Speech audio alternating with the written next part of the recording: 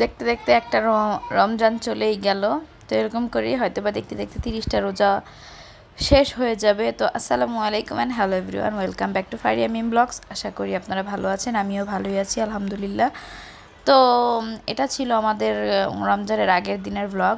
এটা সকালের ব্রেকফাস্ট আমি বানিয়ে নিচ্ছি, এটাই আমাদের লাস্ট ব্রেকফাস্ট ছিল রমজানের আগে। তো এখানে আমি ওটস আর চিয়া সিডটা ওভেনে 2 মিনিট কুক করে নিয়েছি, জাস্ট ওভেনে 2 মিনিট দিয়ে নিয়েছি। দেন হলো গিয়ে কিছু ফ্রুটস কেটে নিয়েছি, সেই ফ্রুটসগুলো দিয়ে খেয়ে ফেলবো। এটা কিন্তু খেতে খুব বেশি মজা লাগে।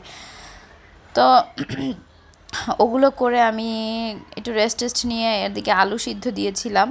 আলু সিদ্ধ দিয়ে আলুটা আজকে সিদ্ধ করে আমি বেশি করে আলুর চপ বানিয়ে রাখবো।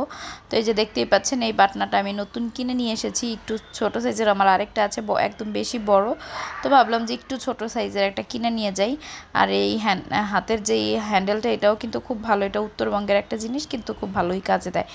তো এই যে বাটনা, এখানে আমি দেখেন সব পেঁয়াজু আর আলুর চপগুলো ফ্রোজেন করে নিয়েছি, মানে এভাবে রেখে সব বানিয়ে বানিয়ে কিছুক্ষণ 2 ঘন্টার জন্য ফ্রিজে রেখে দিয়েছিলাম। দেন কি সুন্দরভাবে এগুলো কিন্তু একদম শক্ত হয়ে গেছে, একটা বক্সের মধ্যে ভরে তারপরে আমি ডিপ ফ্রিজে রেখে দিয়েছি। আর এদিকে আমি একটা বেসন মিক্সার বানিয়ে নিয়েছি, এখানে সব কিছু আছে।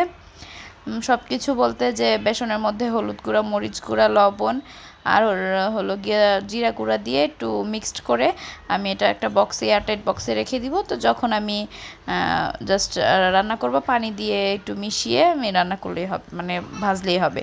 তো এখানে এদিকে আমি চিকেনও ম্যারিনেট করে রেখে দিয়েছি, বেসন দিয়ে ভাজবো। তো এই যে দেখেন, আমি বক্সে কিন্তু পেঁয়াজ ও আলুর চপগুলো রেখে দিয়েছি, এই যে এইভাবে। এটা কিন্তু খুব ইজি হয়। তো এভাবে কারা কারা করেন অবশ্যই আমাকে জানাবেন। তো এই যে আমার ফ্রিজে সব রেখে দিলাম, এই ফ্রিজটাতে শুধু এই ডিপে শুধু আমি এগুলোই রেখে দিয়েছি।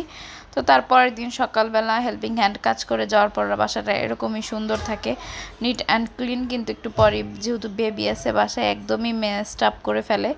তো আজকের ব্লগটা এই পর্যন্তই। যারা যেখান থেকে দেখেছেন অবশ্যই আমার পেজটাতে ফলো দিয়ে দিবেন। যদি ইউটিউব থেকে দেখেন অবশ্যই আমার ভিডিওটাতে আমার চ্যানেলটাতে সাবস্ক্রাইব করে আমার ভিডিওটাতে একটা লাইক দিয়ে সাথে থাকবেন। তো এখানে আমার সব কাজ টাজ শেষ হয়ে গিয়েছে। তো থ্যাংকস ফর ওয়াচিং, আল্লাহ হাফেজ।